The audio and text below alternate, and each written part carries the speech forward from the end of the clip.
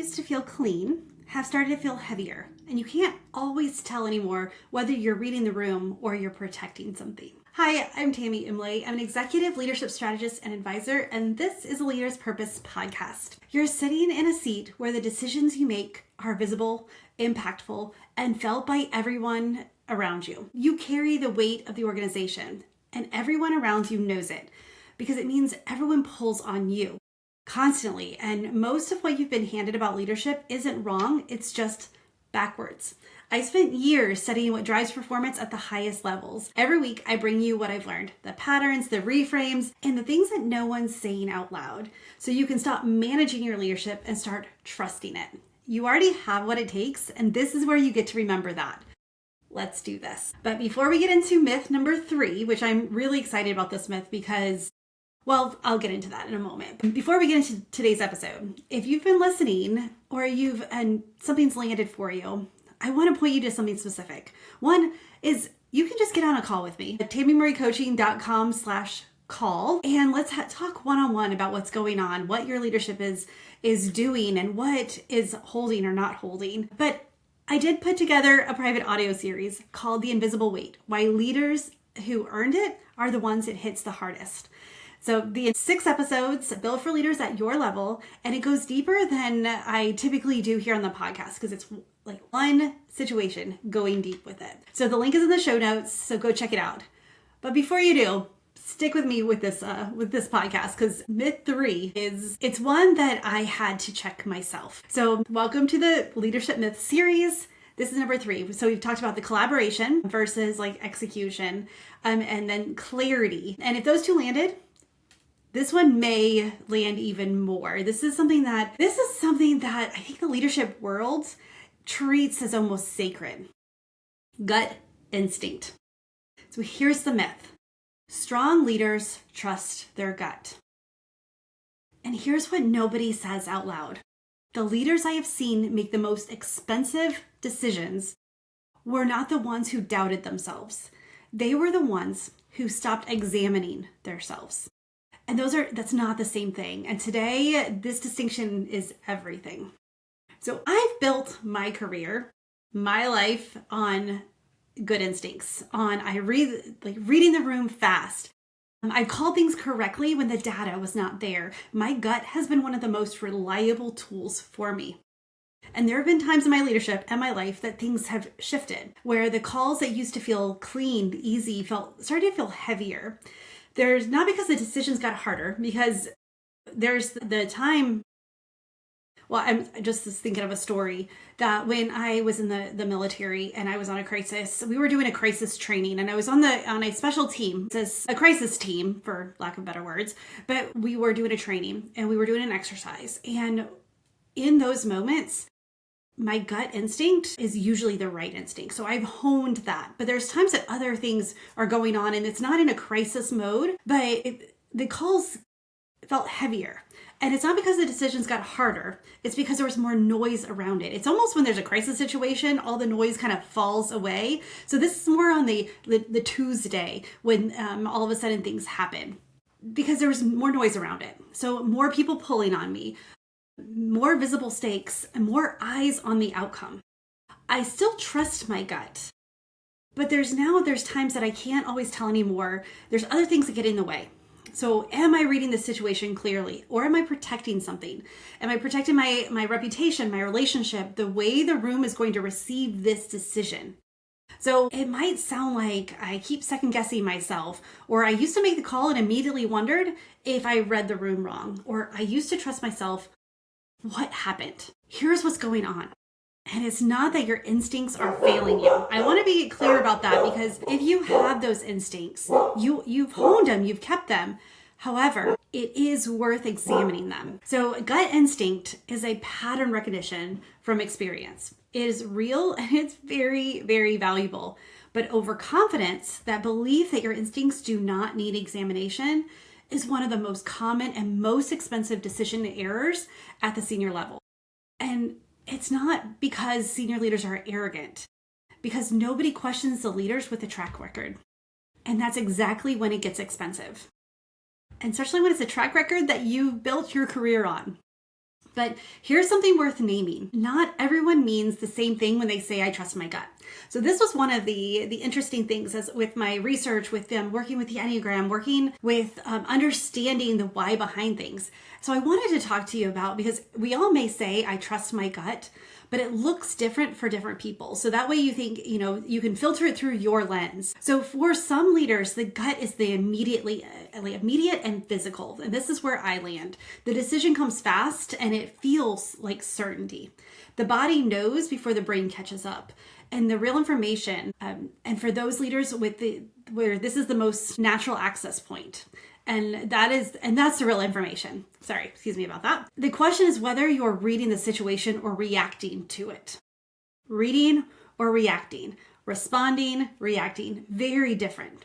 So there's also another type of leader where they call it the gut instinct, but it's actually very fast logic. The analysis happens so quickly that it felt like intuition.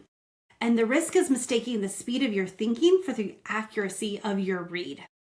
And so if you describe it in a way that it's more fast logic, this still applies to you. And for then the third type of individual, the third type of leader, for others, it might be a deep read on the relational temperature of the room, how people feel about the decision and whether it preserves what matters. And the risk here is making the call based on what the relationship can hold rather than what the situation requires.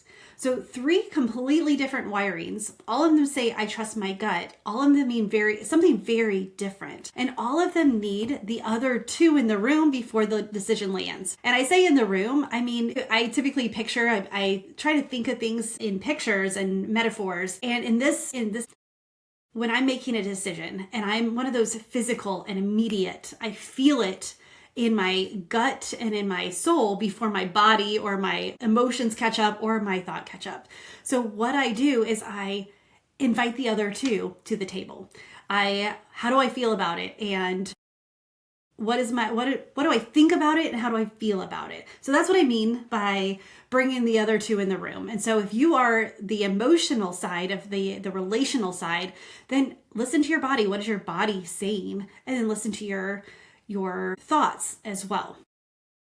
So that's just a little tidbit of when we say, I trust my gut.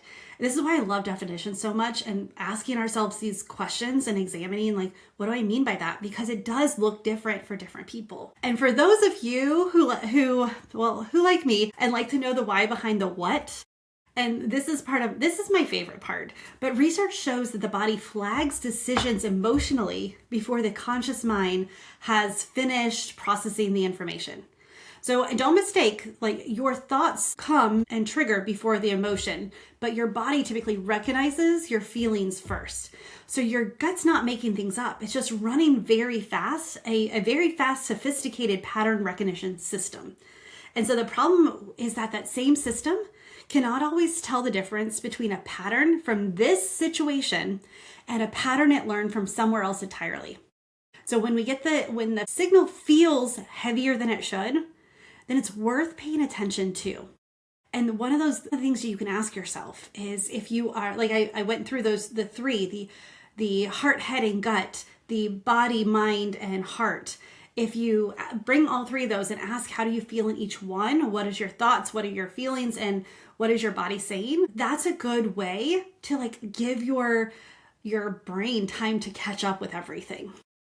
So the leaders who catch this are not the ones who doubt themselves more. The leaders they don't doubt themselves more. They're the ones who examine their instincts with the same rigor they apply to everything else. And this is the difference between trusting your gut and running on autopilot. Because we know autopilot, and again, from the flying world, but also when you're driving and you, like, show up at home and you're like, how did I get here? I don't remember making the turns. Your body's in autopilot. So it just your typical responses. And when you start making decisions from autopilots, that's when decisions get expensive and errors happen. So what does it look like when you're running on autopilot? The decision that felt obvious but landed wrong. What worked before doesn't work this time because it's a different situation altogether, or you have different stakeholders. The call that you were certain about that the team quietly worked around. And the moment you realize that you're protecting something that you haven't named yet. And that one might be something that I've come across multiple times. But some of us are wired to lead from the gut naturally. This wiring is a genuine strength, so we don't want to discredit it. So the question is not whether or not to trust it, it's to take a moment to define it. So the question is whether the head and the heart are in the room before you commit. So the head, heart, and gut. There we go. Make sure that you've checked with all three. Based on whichever your first instinct is, check with the other two. And just because you say, I trust my gut, is it really your gut, or is it your logic, or is your emotions that you are trusting? And again, it got you to where you are. So it's not like it's wrong. It's just a matter of it's time to start examining it a little bit deeper. So what becomes possible when the signal gets clear? This is when you realize that you don't have less instinct. You have more precise instinct. You know that you're reading the room correctly. You know what's happening when you're reading the room and what aspects you're reading. And you know when you're protecting something. And this is where because we're we're survivalists. Our brains are meant for survival. And so when I say that we're protecting something, this is not because it's like we're afraid. This is a core survival that is ingrained in us. And so it's there whether we like it or not. We just get to leverage it. We get to use it. We get to decide if this is something we need to protect now or not. But that level of discernment is what separates good leaders from exceptional ones at this level. And what do the decisions look like when the signal is clean?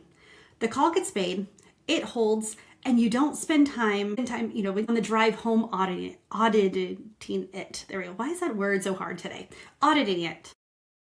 Just say it quick. What my team looks like when I lead from a clear signal. So what does your team look like when you're leading from a clear signal? They stop routining everything back to you for validation.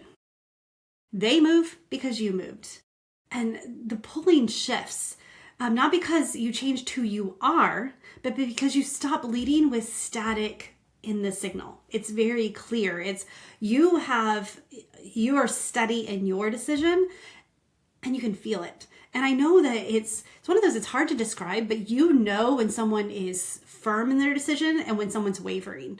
And so you don't want that wavering energy for your team. You want them, even if you don't, this is not about knowing all the information. We talked about last week with the clarity is rarely, if any, do we have half the information, let alone all of it.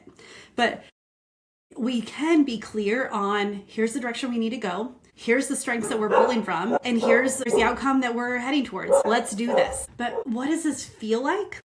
It's not fearlessness. It's certainly not, and not certainly about the outcomes. Like it's not like you're not afraid about what's going to happen because we don't have the information. But what it feels like is you're settled within yourself, in the call, and in what you know to be true. So you don't need to trust yourself less. You need to trust yourself more precisely. And that's what changes everything at this level. And so when I say that this idea of trusting your gut is myth that we need to dispel, it's really that the way that if the trust that we have in our gut needs to be examined, we don't need to lean completely on just our fast decisions and our gut instincts at this level. So that's myth 3 down, 3 more to go. And next week, I'm going after something that I think is going to make a lot of leaders look at their team different. But I want to encourage you to look at yourself first. So subscribe to the podcast so you don't miss it.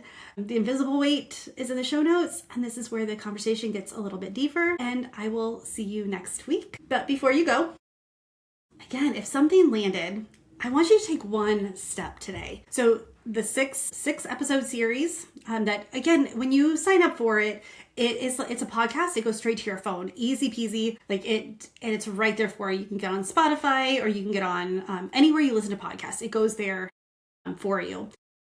But the other thing too is sometimes we wait. Sometimes we know what our next step is.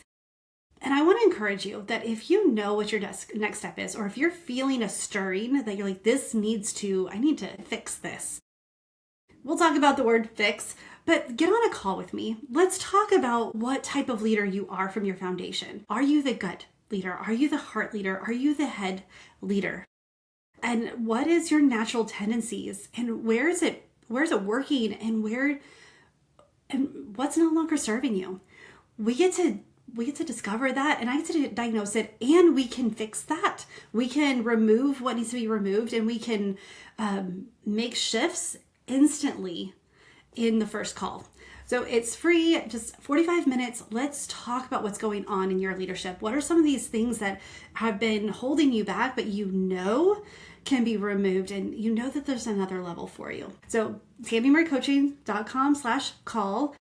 Get on a call. I promise you, I am not a hard seller. This is not to work with me. However, many times when we start to just shift to see how easy it is, when we understand our foundation, those are the individuals who end up working with me. So with that, I will see you next week. Bye for now.